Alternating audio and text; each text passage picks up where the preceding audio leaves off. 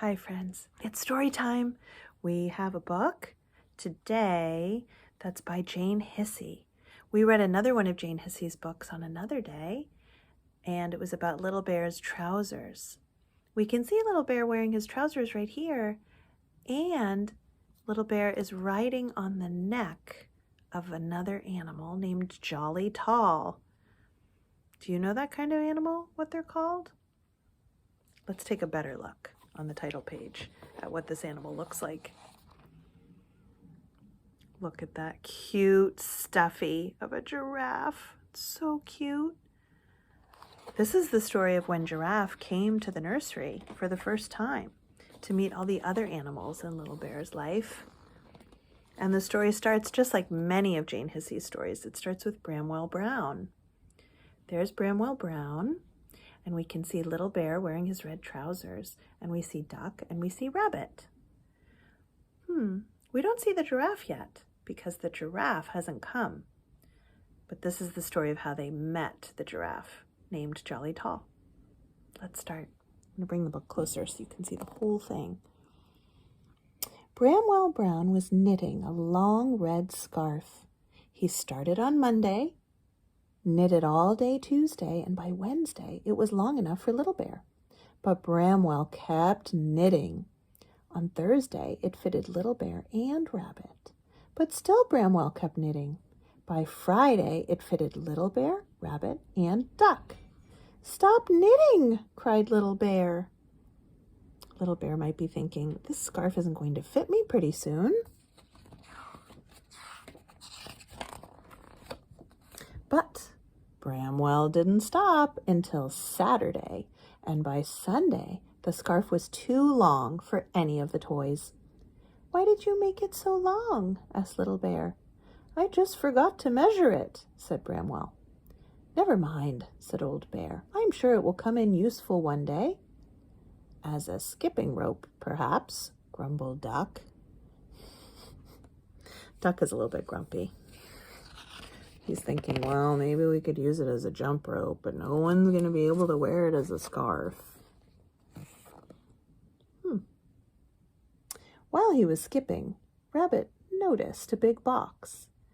"I haven't seen that before," he said as he hurried over to look. "It might be something exciting." "Like treasure?" cried Little Bear. "It's probably just a box," muttered Duck. "Let's see." "I'll look inside," said Bramwell, poking a little hole with his knitting needle. "Ouch!" said the box. "The box just talked," said Little Bear. "It wasn't the box," said Old Bear. "It was something inside."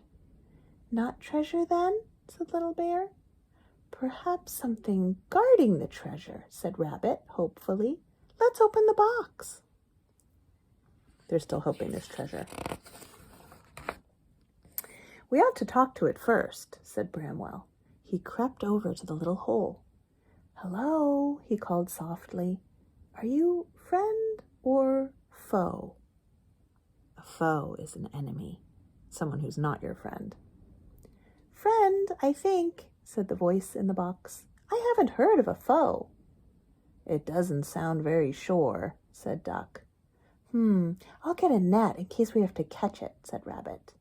"I'll find a bag for the treasure," said Little Bear.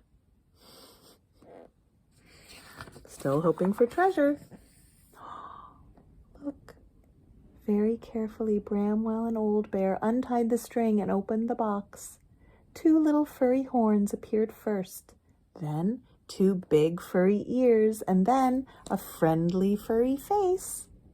"Hello, everyone," it said. "Hello," said Little Bear. "Are you standing on some treasure?" "Sorry," said the visitor. "There's no treasure in here." "What are you standing on, then?" asked Rabbit. "Just the bottom of the box," said the smiley face. "You must be Jolly Tall," gasped Little Bear.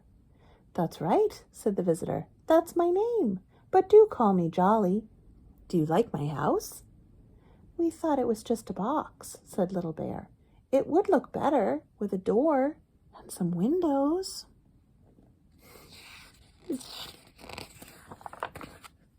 Oh, they're making that for him. Jolly agreed, so they carefully cut out windows and made a big front door. Bramwell even made curtains to hang inside. "You can come out now," said Little Bear, opening the door.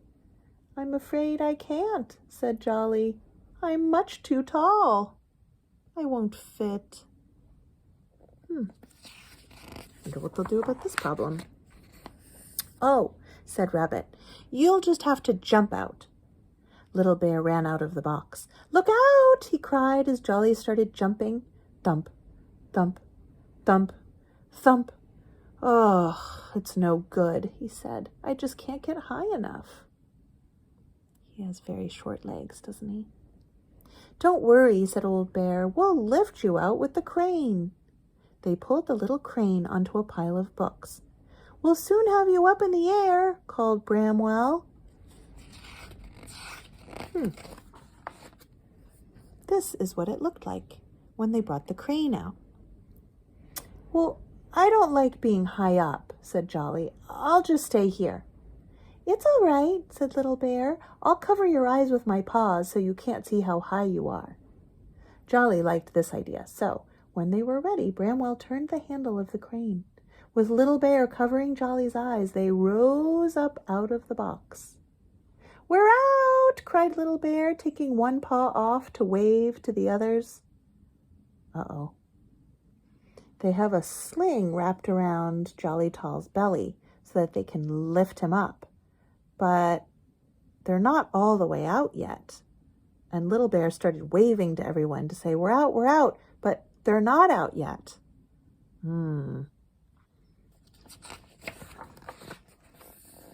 Then it happened. Jolly saw how high he was. "Get me down!" he cried. The box wobbled, Jolly wobbled, and both went crashing to the floor.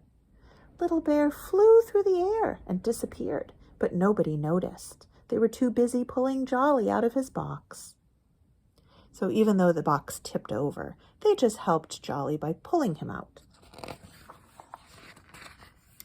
Then they helped the wobbly Jolly to his feet again.